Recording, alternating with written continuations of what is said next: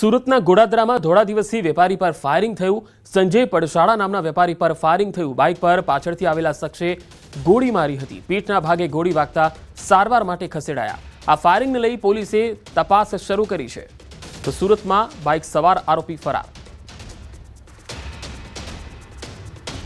હકીકત એવી છે કે એક વ્યક્તિ જેનું નામ સંજયભાઈ પરસાળા છે, તેઓ પોતાના રૂટીન કામમાં આજ સવારે જે એમનો રેગ્યુલર સમય છે એમાં મુજબ પોતાના ઘરેથી યોગી ચોકથી નીકળીને પોતાના કારખાના ખાતે આવતા હતા। ત્યાં તેમનું ગોડાઉન પણ છે। આ બાબતને લઈને એ લોકો જ્યારે પોતે પસાર થઈ રહ્યા હતા એ દરમિયાન એમના ઉપર કોઈ ફાયરિંગ કરી હોવાનું એમને થોડુંક અનુભૂતિ થઈ। પછી ચેક કરતા એમને ખ્યાલ આવ્યો કે કોઈકે એમને ગોળી મારી છે। ગોળી વાગેલી છે, જે સંબંધે હાલ ઓપરેશન ચાલી રહ્યું છે અને પોલીસ હાલ કઈ રીતે ફાયરિંગ થયું, કોના દ્વારા થયું એ પોલીસ હાલ તપાસ કરે છે। તો વધુ માહિતી મેળવીએ। સુરતથી સંવાદદાતા કીર્તેશ પટેલ જોડાયા છે। કીર્તેશ, ધોળે દિવસે એક વેપારી પર ફાયરિંગ થાય છે, આ મામલે ફાયરિંગ કરનારા વિશે કોઈ કડી મળી છે પોલીસને? બિલકુલ, સુરતના ગોડાદરા વિસ્તારની આ ઘટના છે। સંજય પડસાળા નામનો યાનનો વેપારી પોતાના નિત્યક્રમ પ્રમાણે ગાડી પર બેસીને નીકળ્યો હતો। તે દરમિયાન પાછળથી આવેલા એક વ્યક્તિએ તેને ફાયરિંગ તેના પર કર્યું હતું। જો કે ગોળી વાગ્યાના ખબર પડતાની સાથે દિલીપ પડસાળાને તાત્કાલિક સારવાર અર્થે નજીકની હોસ્પિટલ ખસેડવામાં આવી હતી। સંજય પડસાળા છે તે ખાસ કરી યાનના વેપાર સાથે જોડાયેલો છે અને જે પ્રકારે આ ઘટના બની છે તેને લઈને અંગત અદાવતમાં આ ફાયરિંગ થયું હોવાનું હોય એવું પોલીસને પ્રાથમિક તપાસમાં સામે આવી રહ્યું છે। હાલ પોલીસે અલગ અલગ ટીમો બનાવી આ મામલે તપાસનો દોર શરૂ કર્યો છે। જી કીર્તેશ, આભાર માહિતી આપવા માટે।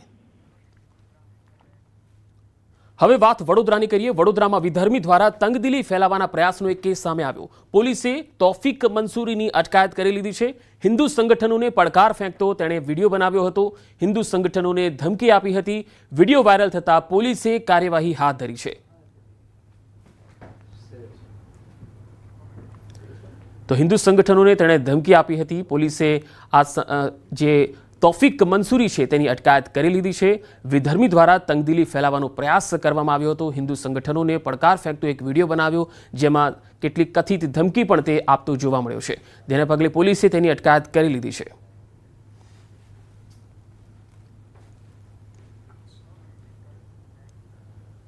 તો વડોદરામાં નશામાં ધૂત એક યુવકનો આતંક જોવા મળ્યો, જ્યાં વસીમ દુરાની નામના એક યુવકે પોલીસ વાન પર હુમલો કર્યો। વસીમે પીસીઆર વાનનો કાચ તોડી નાખ્યો। આરોપીએ સ્થાનિકોને ધમકી આપી હતી। પોલીસે આરોપીને કાયદાનો પાઠ ભણાવ્યો છે। વસીમ દુરાનીનું પોલીસે સરઘસ પણ કાઢ્યું।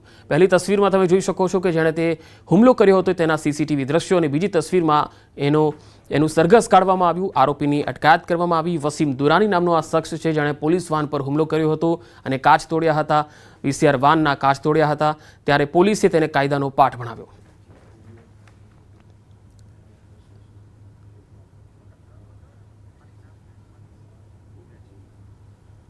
ગઈકાલે પણ વડોદરાના એકતાનગર વિસ્તારમાં ઇરફાને આતંક મચાવ્યો હતો। આરતીના ધતિંગો બંધ કરો એવું કહી મંદિરમાં ભગવાનનો ફોટો તોડી નાખ્યો હતો। મંદિરમાં પૂજા કરી રહેલા 19 વર્ષીય અક્ષય નામના યુવક અને તેની માતા સાથે મારામારી કરી। અગાઉ હનુમાન ચાલીસાનો અવાજ ધીમો કરવા મુદ્દે પણ પથ્થરમારો કર્યો હતો। બાપોદ પોલીસ હદ વિસ્તારનો આ બનાવ હતો।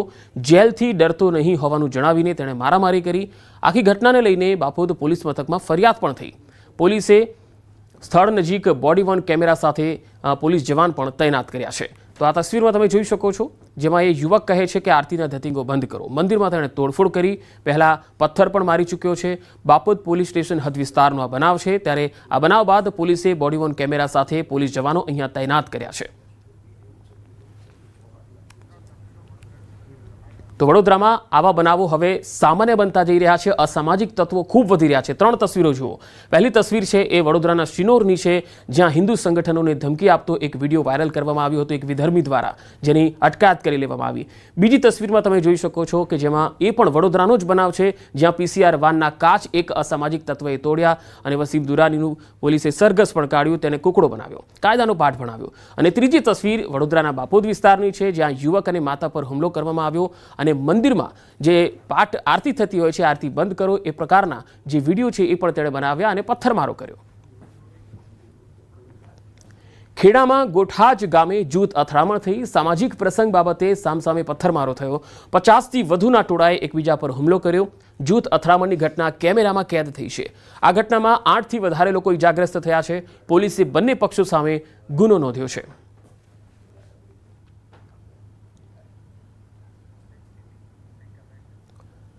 મોરબીના માળિયા મિયાણાના મોટા ભેલા ગામે મોડી રાત્રે યુવકે ગામ આખું માથે લીધું યુવકને ગાડી ધીરે ચલાવવાનું કહેતા આરોપીએ બંદૂક રાખી પરિવાર પર હુમલો કર્યો યુવકે પરિવારની મહિલા સહિતના લોકોને અપશબ્દો કહી હોબાળો કર્યો જેનો વિડીયો વાયરલ થઈ રહ્યો છે પરિવાર પર લાકડી અને પથ્થરો વડે હુમલો કરી જ્ઞાતિ પ્રત્યે હળધૂત કર્યા જે બાદ પરિવારે ભાવેશભાઈ ખેંગારભાઈ ગોહેલ નામના આરોપી યુવક વિરુદ્ધ પોલીસ ફરિયાદ કરી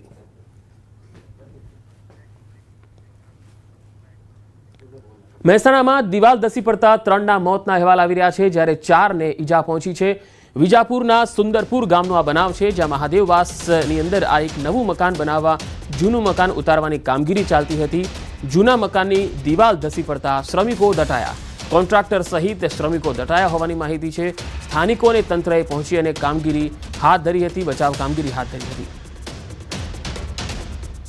ટોટલ 6 હતા જેમાંથી રેસ્ક્યુ કરી દીધા છે 3ની ડેડ બોડી મળેલ છે 3માંથી એકની હાલત થોડી ગંભીર છે બીજા બેને થોડીક ઈજાઓ થયેલી છે અને પ્રાથમિક સારવાર આપીને આગળ વધુ સારવાર માટે મોકલ્યું છે રસ્તે ઉભેલા રાહદારીને આખલાએ ટક્કર મારી દીધી કચ્છના રાપરમાં રખડતા ઢોરનો ત્રાસ ખૂબ વધી રહ્યો છે રાપરના બજારમાં આખલાનો આતંક સીસીટીવીમાં પણ કેદ થયો આ તસવીરો જુઓ રસ્તા પાસે ઉભેલા વ્યક્તિને આખલાએ અડફેટે લીધો દોડતા આખલાએ શિંગડા ભરાવી આધેડને ઉછાળી દીધો શિંગડા ભેરવીને હવામાં ફંગોળી અને નીચે પટક્યો આ બનાવમાં આધેડને માથા સહિત ઘણા ભાગોમાં ટાંકા આવ્યા રખડતા ઢોરની સમસ્યા સામે સ્થાનિકોમાં ભારોભાર રોષ છે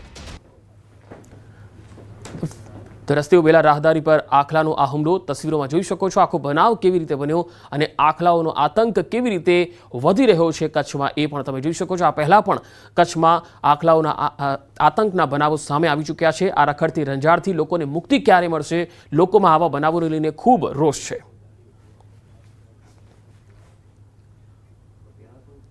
ઉનાના વાસોજ ગામે દીપડાએ 19 વર્ષીય યુવક પર હુમલો કર્યો વહેલી સવારે વાડીએ જતા સમયે હુમલો થયો યુવકને ગંભીર ઈજા પહોંચી છે સારવાર માટે ઉનાની સરકારી હોસ્પિટલમાં ખસેડાયો છે 19 વર્ષીય યુવક પર હુમલો કર્યો ગીર સોમનાથમાં માનવલોહી તરસ્યા દીપડાનો આતંક વધી રહ્યો છે આ પહેલા પણ ગીર સોમનાથમાં આવા બનાવ ખૂબ સામે આવી ચૂક્યા છે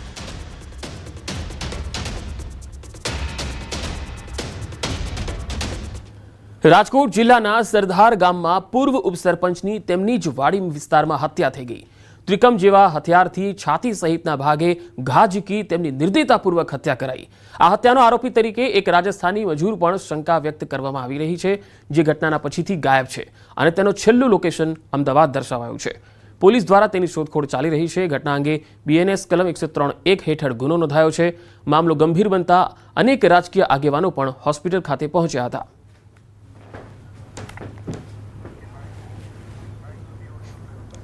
હવે વાડીએ હોતા હતા મારા મોટા ભાઈ છે અજાણા શખ્સો હત્યા કરીને વયા ગયા છે અને એની તપાસની માંગ છે અને પોલીસ રિપોર્ટ કરે નવસારીના રામનગર વિસ્તારમાંથી બપોરે ગુમ થયેલા 2 બાળકોને વિજલપુર પોલીસે માત્ર 2 કલાકમાં શોધી કાઢ્યા આ બાળકો આશાપુરી માતાના મંદિર પાસેથી મળ્યા હતા બાળકો મળતા પરિવારજનો ભાવુક થઈ ગયા અને વિજલપુર પોલીસનો હૃદયપૂર્વક આભાર પણ વ્યક્ત કર્યો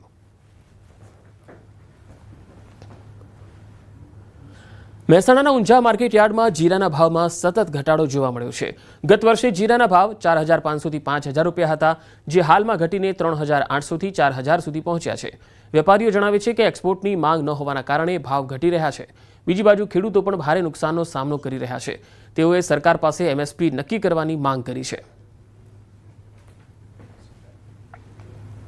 માર્કેટયાર્ડમાં જીરાની આવકો લગભગ 10 થી 15000 બોરની થઈ રહી છે માર્કેટમાં હાલ બજાર ભાવ લગભગ 3800 થી 3900 ના ભાવ ચાલી રહ્યા છે આ ભાવો ગઈ સાલ હતા બધા 4500 થી 5000 5500 ના ભાવ હતા કે તો પ્રોબ્લેમ સબ દેખી રહ્યા